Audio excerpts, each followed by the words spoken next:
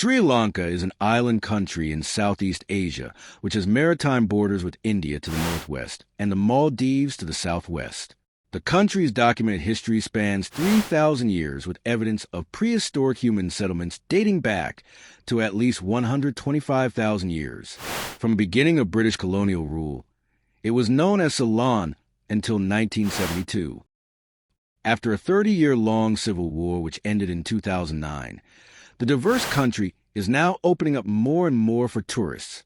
The goal of this series is to give you an introduction to the country and the neighboring Maldives, starting with Sri Lanka's tea regions, temples, and rock fortress of Sigiriya in this episode. Welcome to the tropical escape. Welcome from Sri Lanka. We are here in a tuk-tuk right now on the way to the train station where we start our tour. Kandy is located right in the center of Sri Lanka at the Mahaweli River. The river is an excellent location to do a boat excursion and spot a variety of birds, but the most important site in Kandy is the Temple of the Tooth.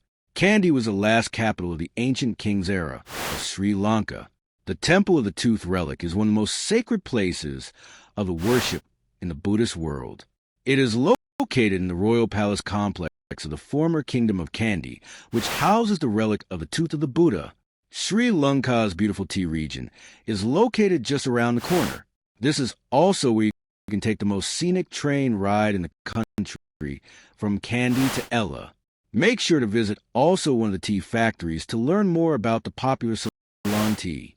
But our next stop is located in north-central Sri Lanka, close to the town of Dambulla. Here a column of rock nearly 200 meters high was selected by King Kishyapa between 477 and 495 AD for his new capital.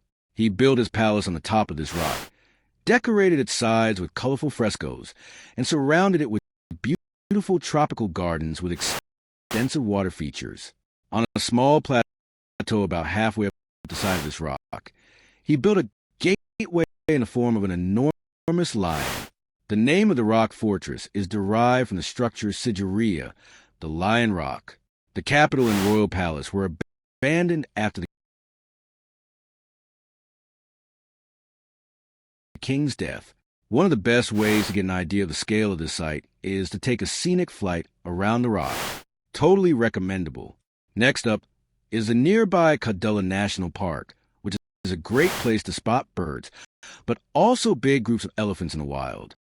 Our last stop in the north-central province of Sri Lanka is the ancient city of Polonnaruwa, which has been declared a UNESCO World Heritage Site in 1982. Polonnaruwa was the second capital of Sri Lanka after the destruction of Nuwara in 993. It comprises, besides the Brahminic monuments built by the Cholas, the monumental ruins of the fabulous garden city, created in the 12th century. In the next episode from Sri Lanka, we'll show you some of the most beautiful beaches, try the local food, and say hi to leopards in the Yala National Park.